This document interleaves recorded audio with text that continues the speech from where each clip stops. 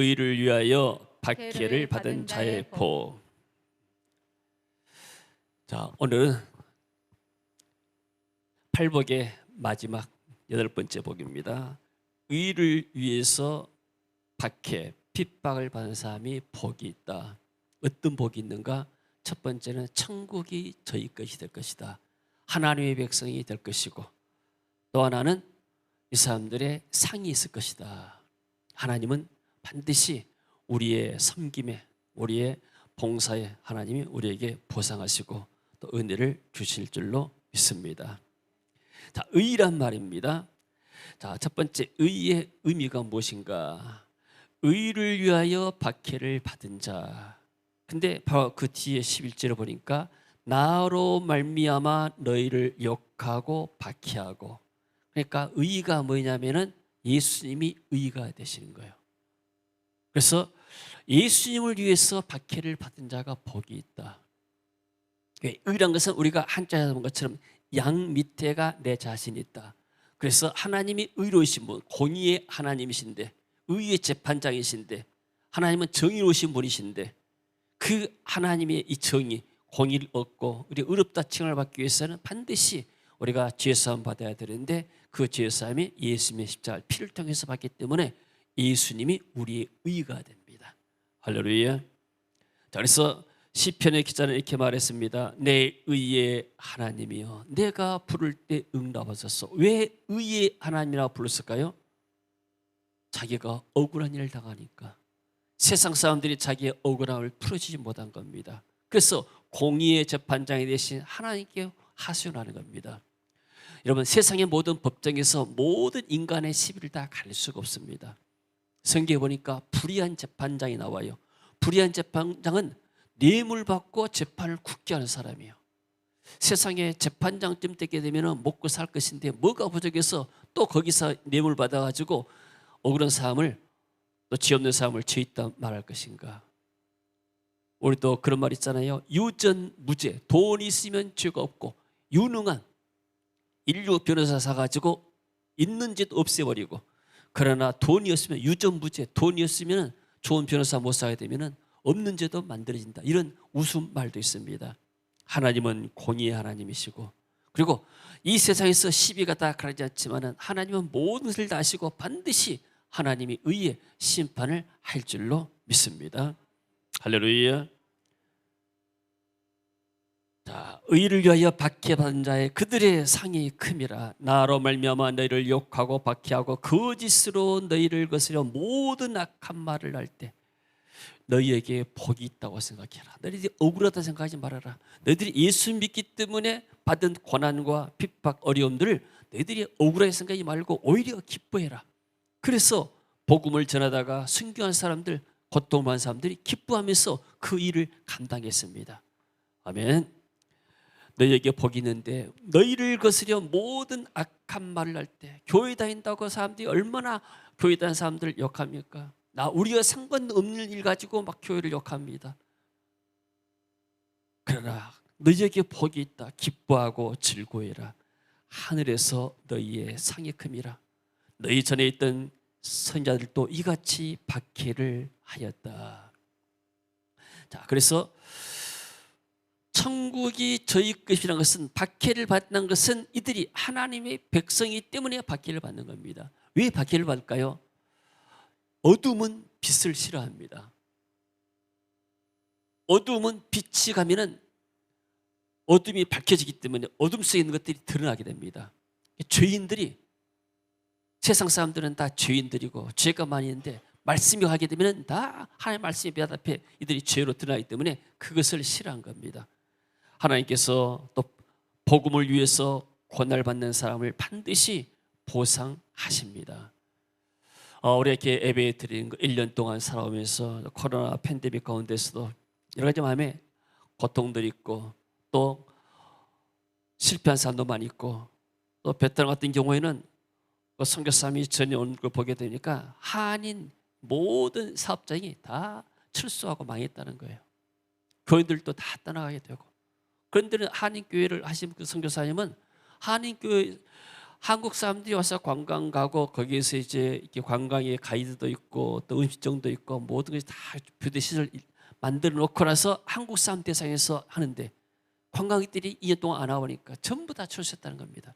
그러니까 거리에 사람도 없고 마치 뭐 전쟁 표처럼. 그러면서 어떻게 이 앞으로 교회를 해 나갈 것인가 이렇게 염려하는 것을 봤습니다. 복음을 위해서 고난을 받는 사람들은 하나님 반드시 보상을 하십니다. 이럴 때 우리가 태풍이 불고 큰 환란의 바람이 불기는 가만히 엎드려서 바람이 지나가도록 기다려야 됩니다.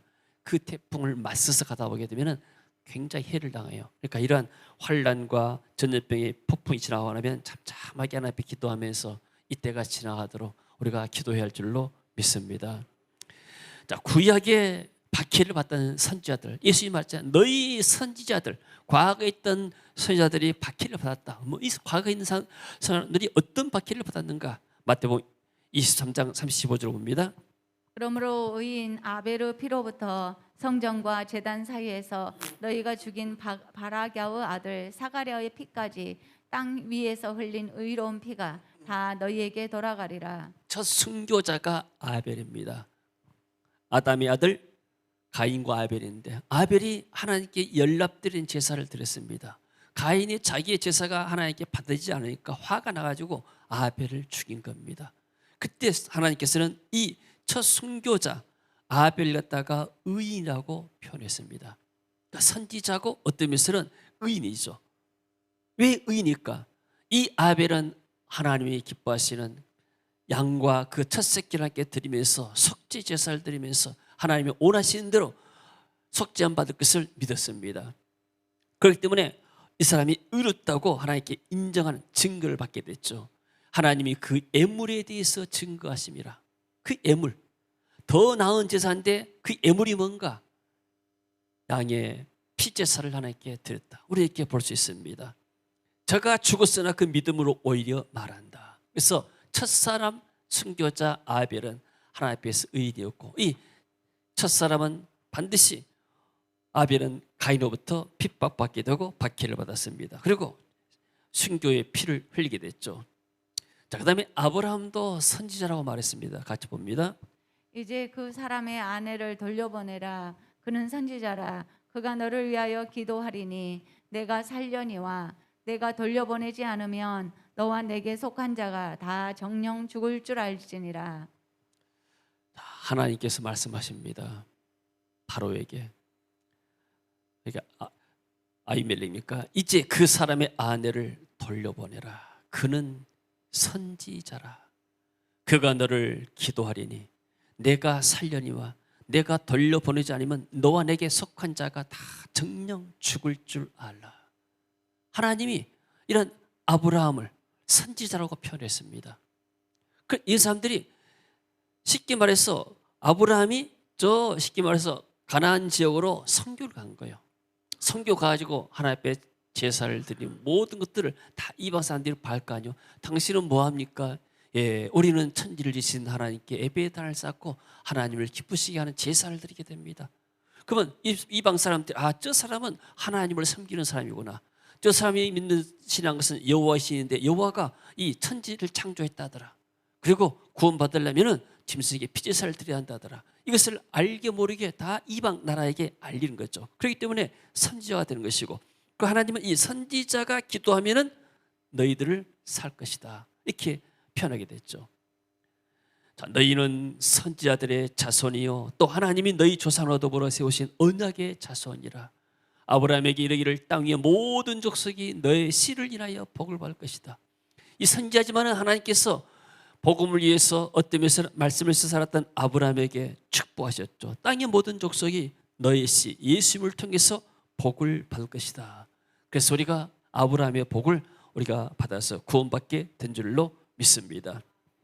두 번째는 그 다음에 모세라는 사람입니다. 같이 봅니다. 내 하나님 여호와께서 너희 중 너의 형제 가운데서 나와 같은 선지자 하나를 너를 위하여 일으키시리니 너희는 그를 들을지니라. 구약의 모세는 이스라엘 민족의 영웅입니다.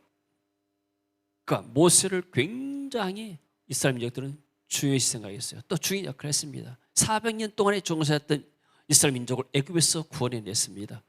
40년 동안 이스라엘 민족을 광야에서 이끌었죠. 그리고 하나님의 말씀, 율법의 말씀을 받았고, 그리고 율법을 제정했고, 그래서 모세면은 율법이고 선지자고. 근데 모세가 어떻게 표현했는가? 장차 하나님께서 나와 같은 선지자를 하나를 일으킬 것이다. 그분이 바로 그리스도가 되시고, 그분이 우리 민족을 하나님 앞으로 인도할 것이다. 그래서 이 모세는 하나님 앞에 선지자였고, 모세는 어떤 영광을 얻었는가? 구약의 율법과 선지자, 율법은 모세고 선지자는 엘리야가 대표해서 모세와 엘리야가 예수로 더불어 말씀하는 것이 저에게 보이거늘. 예수님이 변화선상에서 제자들에게 보였던 그 모습이죠.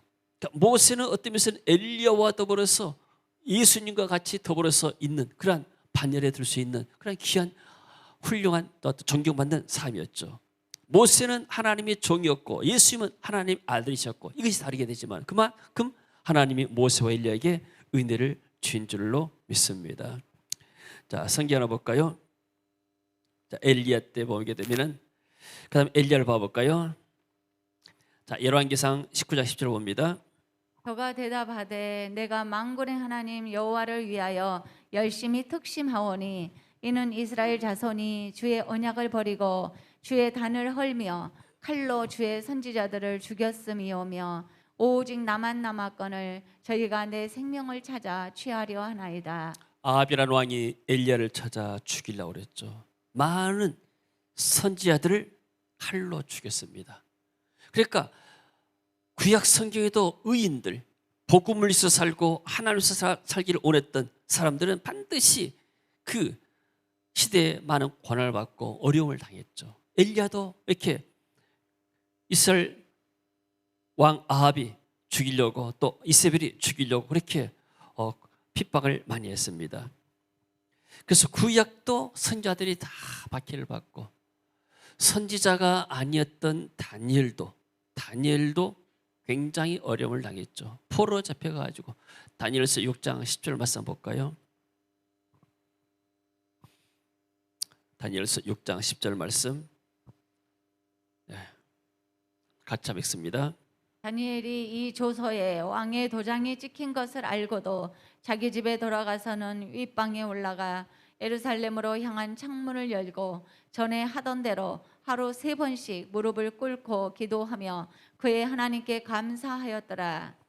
자, 지금 이 상황이 어떤 상황인가? 다니엘이 이 포로 잡혀가서 여기 나라에서 총리가 됐는데 총리가 여럿인데 그 가운데 가장 으뜸 수석 총리가 된 거예요. 그러니까 왕 다음 가는 권세를 받았습니다.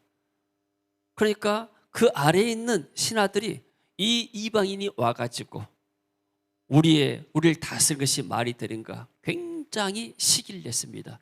어떻게 하면 이 다니엘을 끌어내리겠는가?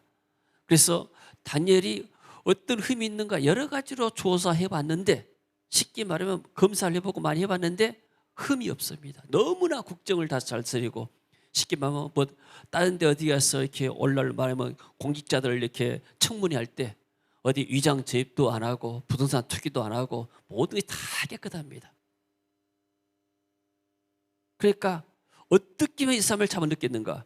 가만히 보니까 이 사람이 하루에 3번씩 저 예루살렘을 향한 창문을 열고 기도하더라. 그래서 왕에게 가서 말합니다. 왕이시여 앞으로 한 달 동안 왕 외에 다른 신에게나 어디에게 절하거나 기도한 사람 있으면 전부 다 사자굴에 넣어보십시다. 사자가 잡아먹게끔. 그러니까 왕은 다니엘을 잡아 엮으려는 이 신하들의 계교를 압니다. 그러나 왕이라 해서 자기 마음대로 다 하는 것이 아니에요. 워낙 신하들이 이렇게 데모하고 쉽게 말하면 연판장도 서명 돌리고 하면서 우리는 이것 아니면은 일을 못 하겠습니다. 이렇게 나오니까 할 수 없이 왕이 그러면은 할 수 없이 이 도장을 찍습니다. 사인을 하게 되죠. 그래서 이 조서가 반포가 됐습니다. 앞으로 30일 동안에 왕 위에 다른 신에게 절하거나 기도하게 되면 다 사자굴에 집어 넣는다. 다니엘이 왜 모르겠어요? 그걸 알지. 근데 다니엘이 이 조세의 왕의 도장이 찍힌 것을 알고도 자기 집에 돌아가서는 윗방에 다락에 올라가서 예루살렘으로 향한 창문을 열고 전에 하던 대로 하루에 3번씩 무릎 꿇고 기도하며 그의 하나님께 감사했더라. 자, 이것을 오늘날 한번 적용해 볼까요? 자, 다니엘이 쉽게 말하면 당시에 코로나 상황인데, 당시에 코로나도 아니에요. 코로나 상황인데 너 앞으로 교회 가서 예배 드리고 나면은 전부 다 간염병 위해가지고 감옥에 넣겠다. 이런 식과 똑같았어요. 당시에 감옥이면 사자굴이다, 사형시킨다 그 말이 얼마나 무슨 보입니까? 근데 다니엘은 우리 같으면은 그럴 수도 있겠지. 창문을 열지 않고 집에서 커튼 내리고 그냥 예루살렘에서 기도하면 되지. 내가 하나님께 기도하는데 하나님 내 기도를 받으시고. 근데 다니엘은 그렇게 하지 않았어요. 보란 듯이 날 잡아가거라. 나는 하나님 믿다가 잡혀가서 4절에 밥이 돼도 좋다. 나는 내가 섬기는 하나님을 내가 포기할 수가 없다. 내가 하나님께 드린 예배를 포기할 수 없다. 얼마나 온라인의 모습과 다릅니까? 우리는 사람이 무서워서, 뭐가 무서워서 지금 예배 드린 것도 이렇게 힘들어하고 그러지 않습니까?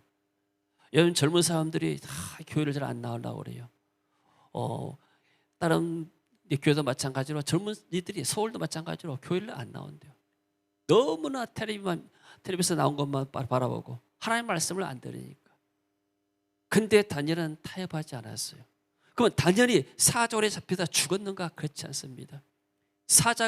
굶주린 사자가 다니엘이 사자가 떨어지니까 먹지를 않았습니다. 물지를 않았어요. 왜? 하나님이 사자를 막아버렸어요. 할렐루야. 하나님이 천사를 통해서 사자를 막아버렸습니다. 그 다음날 왕이 찾아갑니다. 다니엘아, 다니엘아, 너의 섬기는 살아계신 하나님이 너를 사자에서 건져냈느냐? 왕이시여, 왕은 만세수하옵소서. 어젯밤에 하나님이 천사를 보내서 나를 사자 입에서 건졌습니다. 이렇게 다니엘이 고백합니다. 다니엘이 사자에서 나옵니다. 왕이 말합니다. 이 다니엘을 무고하게 참소했던 사람들 다 처벌하고, 오히려 그런 사람들을 사자에 집어넣게 되고, 다니엘이 더 승승장구하고, 다니엘은 3대에 걸쳐가지고 왕의 3대에 걸쳐서 그 나라에 총리하면서 그 나라의 원로가 됐습니다. 우리가 믿음을 지킬 때 하늘에서 상이 크다고 했고 하나님이 함께할 줄로 믿습니다. 우리가 세상 것을 너무나 두려울 필요가 없어요. 우리 초대교회, 한국의 초대교회 주기철 목사님이나 다른 선교사를 보게 되면 그 사람들은 일본의 칼날을 두려워하지 않고 그런 신앙이 있었기 때문에 오늘날 한국이 이렇게 교회가 발전되고 한국 나라가 발전된 줄로 믿습니다. 할렐루야. 자, 초대교회도 박해받은 사람들이 많습니다. 스데반도 박해를 받았어요. 같이 봅니다. 그들이 돌로 스데반을 치니 스데반이 부르짖어 이르되 주 예수여 내 영혼을 받으시옵소서 하고. 스데반이 돌에 쳐 맞아 죽었습니다. 최초의 초대교회 순교자도 복음을 전하니까, 스데반은 사도도 아니고 집사였는데 너무나 성령이 충만해가지고 복음을 증거하니까 그 당시에 이스라엘 사람들이 이 스데반을 돌로 쳐 죽였습니다. 그러나 스데반은 하나님의 영광을 보고 하늘에 가면 우리가 스데반을 만나볼 것이고 하나님의 큰 축복 가운데 있는 것을 우리가 보게 될 것입니다. 야고보 사도도 순교를 했죠. 있습니다. 그때에 헤롯 왕이 손을 들어 교회 중에서 몇 사람을 해하려 하여 요한의 형제 야고보를 칼로 죽이니. 이 헤롯 왕은 에돔 사람입니다. 이스라엘 민족의 사람이 아니에요. 이 사람이 왕이 돼가지고 사람들이 교회를 박해하니까 사람들이 막 좋아하는 거예요. 그래서 겁없이 사도 요한의 형제 야고보를 칼로 죽였죠. 나중에 이 사람이 하나님이 충을 보내니까 충이 먹어서 이 사람을 죽여버렸어요. 하나님을 대적하는 자가 이 땅에서 결코 승리하지 못합니다. 사도 바울도 여러 가지 많은 고난을 받았습니다. 우리가 아시아에서 당한 환난을 너희가 모르기를 원치 아니하오니 힘에 겹도록 심한 고생을 받아 살 소망까지 끊어지고 복음 전하다가 이 사람이 정말 내가 여기서 죽는구나 생각했습니다. 우리는 우리 자신이 사형 선고를 받은 줄 알았으니 내가 이러다가 죽구나, 이제 내가 죽을 때가 됐구나, 이렇게까지 마음에 생각했던 그 말이죠. 자, 고린도서 읽습니다. 내가 수고를 넘치도록 하고 옥에 갇히기도 더 많이 하고 매도 수없이 맞고 여러 번 죽을 뻔하였으니 유대인들에게 40에서 하나 감한매를 5번 맞았으며 3번 태장으로 맞고 1번 돌로 맞고 3번 파선하고 일주야를 깊은 바다에서 지냈으며 여러 번 여행하면서 강의 위험과 강도의 위험과 동족의 위험과 이방인의 위험과 시내의 위험과 광야의 위험과 바다의 위험과 거짓 형제 중에 위험을 당하고 또 수고하고 있으며 여러 번 자지 못하고 줄이며 목마르고 여러 번 굶고 춥고 헐벗었노라.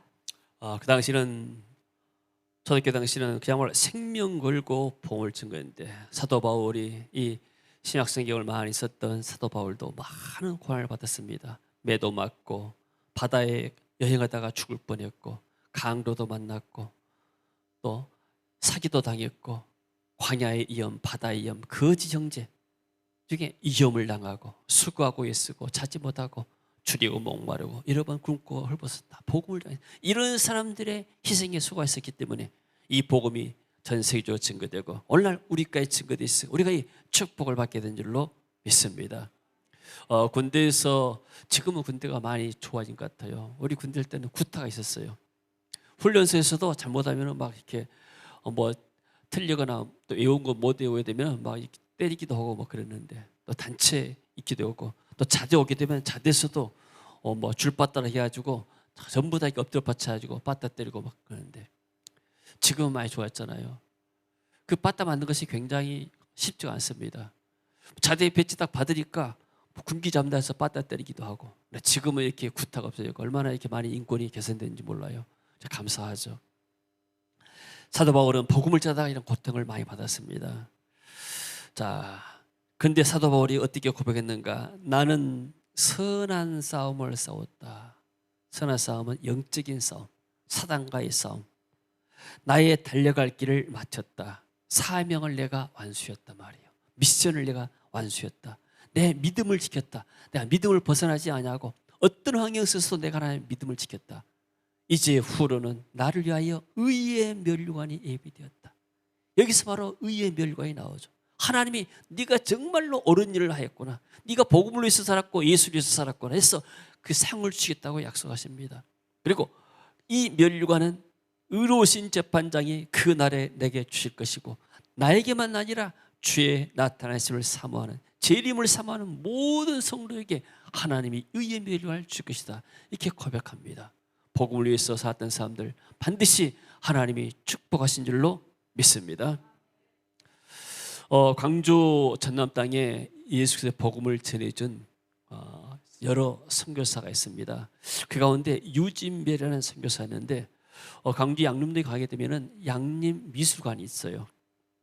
양림동을 이렇게 많이 이렇게 좋게 해놨는데 거기에 이 유진별 선교사 기념관이 있습니다. 한번 시간 되시면 가보시고 우리가 이렇게 비전스 끌 때 외국인들 오면은 꼭 어디를 모시고 하는가? 두 군데가 영광에 가게 되면 순교지 교회가 있습니다. 야울교회, 또 염산교회, 거기도 순교지 교회고 거기 가서 그 순교했던 영상을 보고 설명을 듣게 하고 또 하나는 이게 호남신학대학에 가게 되면 선교사의 묘역이 있습니다. 당신들이 생각할 때 한국 교회가 그저 잘 된 줄 아는데 이렇게 우리나라에 복음을 전해준 선교사들이 와서 이 땅에다가 뼈를 묻고 간 사람들이 있다. 이런 사람들이 권한을 받았다. 그래서 우리 그 호남신학대학의 선교사 묘역을 꼭 우리가 보게 만듭니다. 이것이 굉장히 영적으로 이분들에게 도움이 됩니다.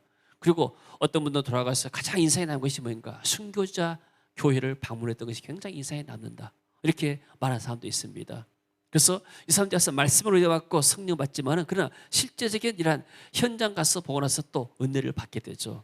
이 배유지, 한국말로 배유지고 유진별 선교사인데 전남 지역 선교의 아버지라고 불리는 선교사입니다. 1895년 미국 남장로교 선교사로 한국에 파송되어 왔습니다. 1884년 11년 전에 언더우드가 이렇게 한국에 들어왔죠. 근데 이번은 11년 후에 언더우드가 이제 미국에 가가지고 한국에 정말로 선교사가 필요합니다 할 때 이쪽에 남장로교에서 파송했는데 그 가운데 한 사람이 이 유진벨이었습니다.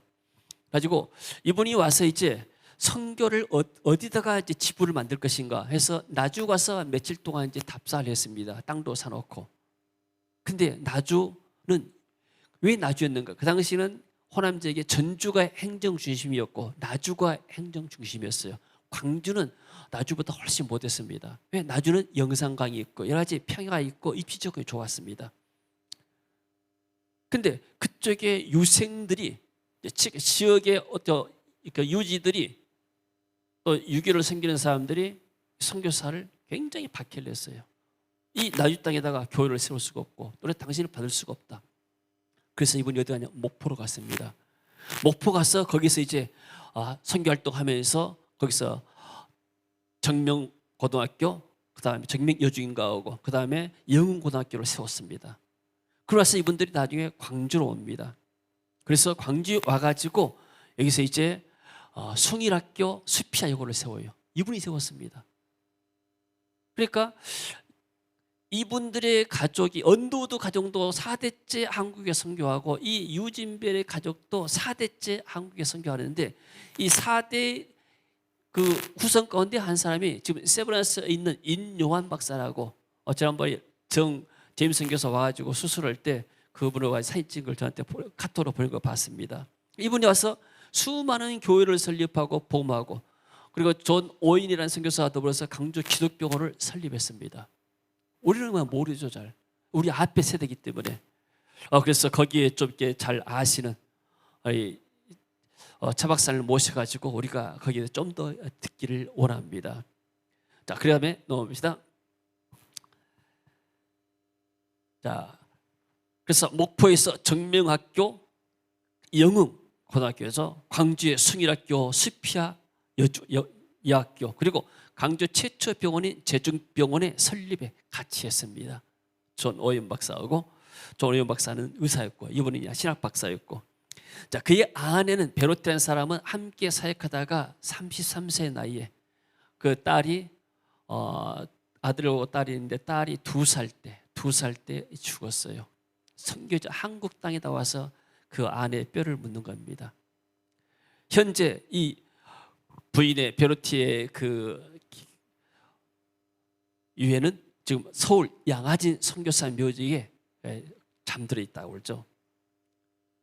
자, 그래서 이분이 이제 배유지라는 유진배라는 선교사고 그 아내 있고 아들이 있고 딸이 있잖아요. 1925년에 이렇게 돌아가셔야 되는데 50세 좀 넘어가지고 젊은 나이에 돌아가셨어요. 자, 그다음에 봅시다. 그 후대는 인도인이라는 사람인데 린튼가 쉽게 말하면 딸의 사위입니다. 사위가 있고 이분들도 이제 한국에서 전라북도 쪽에서 사역을 많이 했습니다. 3대째가 그대로 넘겨봐요. 인주라는 사람인데 그 이제 딸의 외손자들이죠.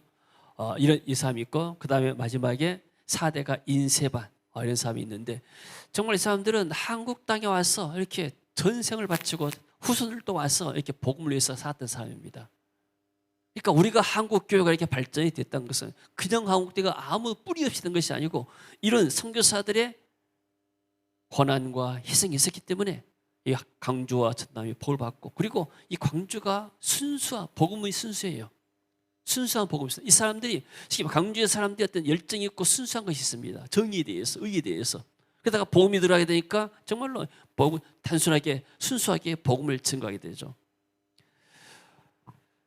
자, 한국 교회 선교사들도 세계로 좀 많이 나가 있습니다. 168국에 22,259명, 작년 대비해서 5,700명이 감소했습니다. 이번 코로나 때문에 선교사들이 돌아가신 분도 많이 계셔요. 오픈도 선교사가 발표한 기독교 박해 국가 첫 번째가 북한입니다. 북한은 20년 연속 최악의 기독교 박해국입니다. 중국보다 더합니다. 그래서 제가 볼 때는 하나님이 이 우상을 숭배한 사람은 3, 4대 만에 망한다고 하는데 그래서 김일성, 김정일, 그 다음에 김정은 이제 망할 때가 얼마 안 남았어요. 믿습니까? 반드시 망할 줄로 믿습니다. 왜요? 하나님을 대적하고 이렇게 핍박했는데 많은 사람들이 그 땅에 피를 흘렸는데 하나님이 가만두겠어요?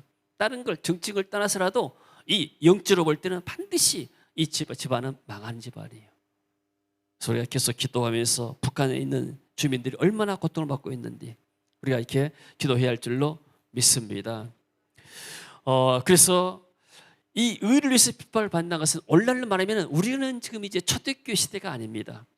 지금 이분들의 희생이 있었기 때문에 이 한국교회가 발전이 되고 우리가 힘있게 복음을 증거하고 이 축복을 누리고 있는데 이 축복을 누리는 우리들은 어떻게 의를 위해서 박해를 받고 핍박을 받게 되는가. 사도 바울은 아들 디모데에게 디모데후서 1장 8절에서 이렇게 말합니다. 너는 복음과 함께 고난을 받아라. 복음과 함께 고난을 받아라.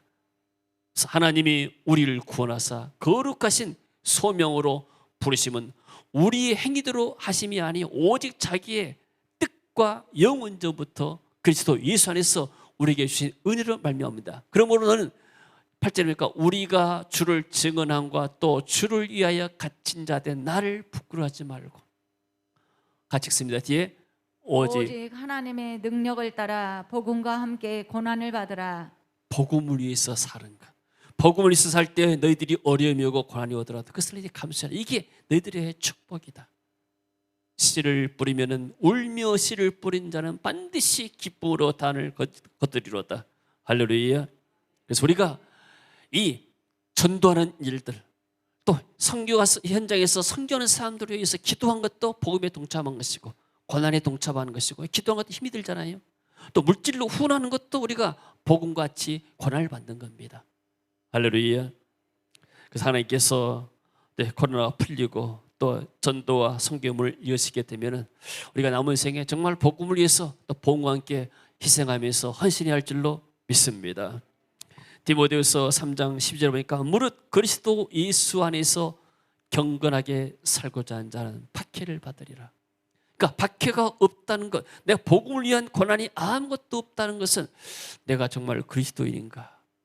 세상 사람들은 박해받기를 싫어하고 고난받기를 싫어합니다. 희생하기를 싫어해요. 그러나 성경은 말합니다. 복음을 위해서 고난받는 것이 이게 우리의 축복이다. 우리는 잠깐 왔다가 잠깐 살다가 우리가 하나님 앞에 갑니다. 이 세상에 우리가 오래 살지 못합니다. 영원히 살지 못합니다. 그러나 하나님이 우리에게 주신 축복들을 가지고 우리가 나누는 것, 기도의 씨앗을 뿌리고 물질의 씨앗을 뿌리고 복음을 위해서 하게 된 것 하나님이 기뻐할 줄로 믿습니다. 계시록 2장 10절 읽습니다. 너는 영차 받을 고난을 두려워하지 말라. 볼지어다 마귀가 장차 너희 가운데에서 몇 사람을 옥에 던져 시험을 받게 하리니 너희가 10일 동안 환난을 받으리라. 내가 죽도록 충성하라. 그리하면 내가 생명의 관을 내게 주리라. 지금이 우리의 선조들의 조상들의 믿음의 조상들의 헌신을 통해서 우리가 이 축복을 받았습니다. 우리가 이렇게 코로나 팬데믹 가운데서도 하나님 나와서 예배 드린다는 이 자유가 얼마나 기쁩니까? 그 자메이카라는 나라가 남미에 있더라고요. 잠깐 영상을 보니까 아프리카 사람들이 와서 아프리카 사람들이 나라를 세웠어요.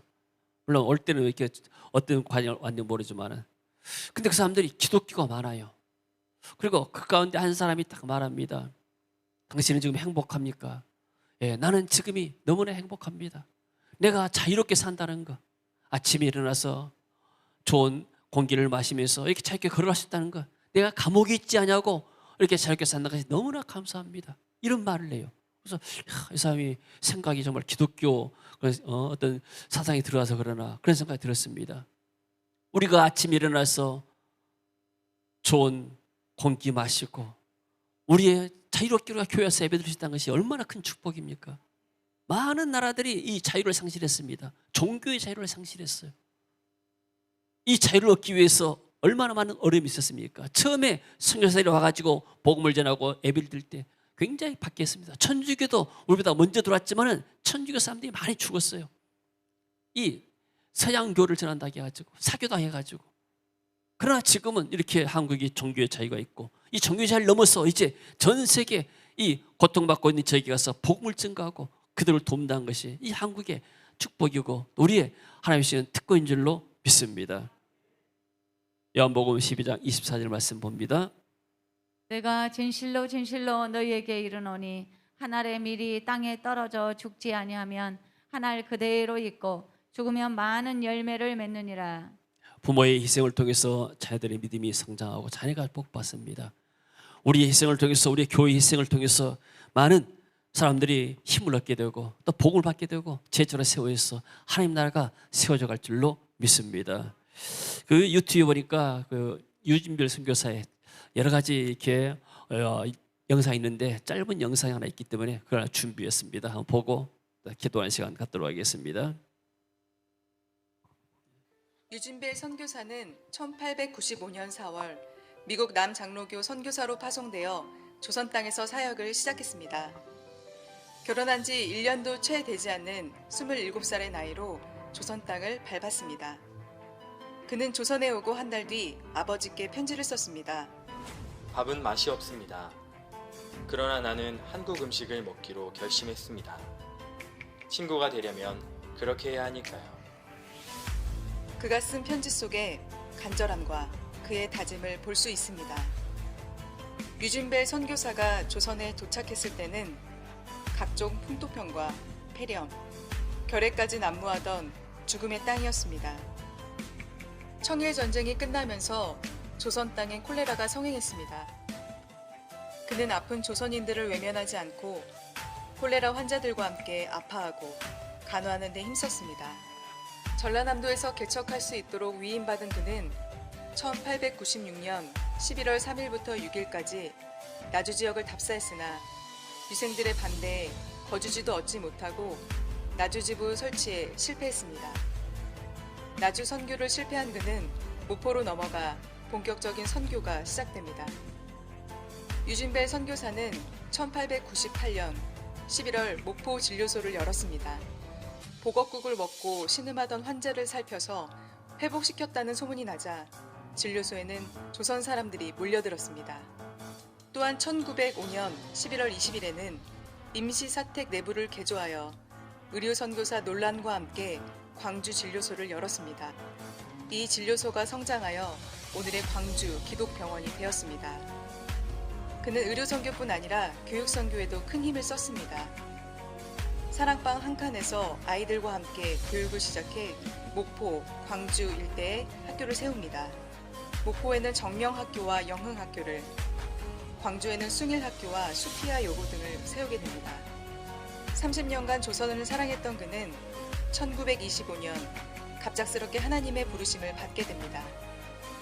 그가 잠들어 있는 광주 양림 선교사 묘원 끝자락에 위치한 그의 묘비에는 Till he come, 우리말로 주님 오실 때까지라고 적혀 있습니다.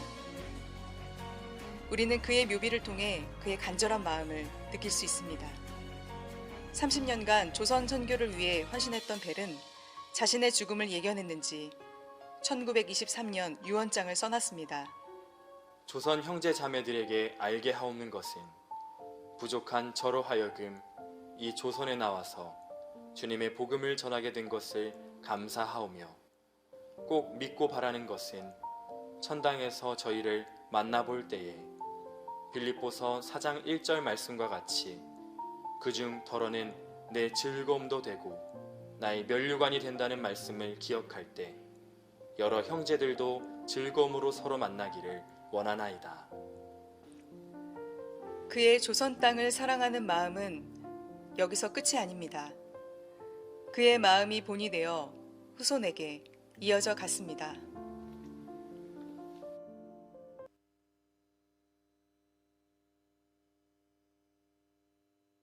네, 복음이 들어가는 것에 그 지역이 축복을 받습니다.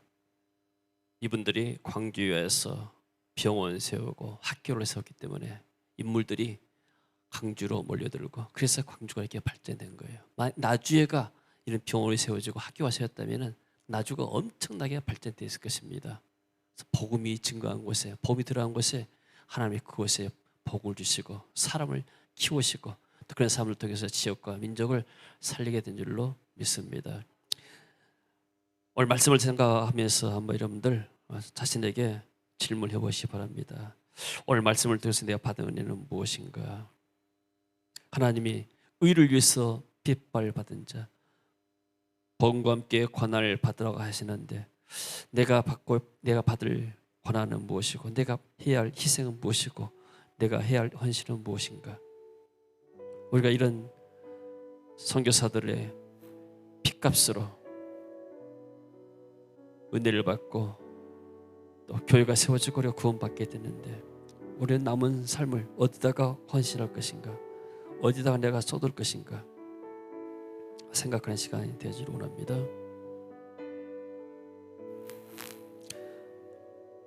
내가 축복을 받게 된 것은 누군가의 희생이 있고 누군가의 씨앗이 있기 때문에 그 축복의 씨앗을 우리가 누리고 사는 것입니다.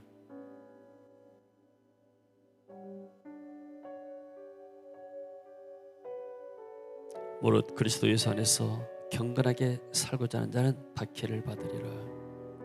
초대교회 성도들은 생명을 걸고 이 신앙을 지켰습니다. 우리 교회, 한국교회 초기 성도들도 목숨 걸고 이 복음의 진리를 지켰고 또 예배를 지켰습니다.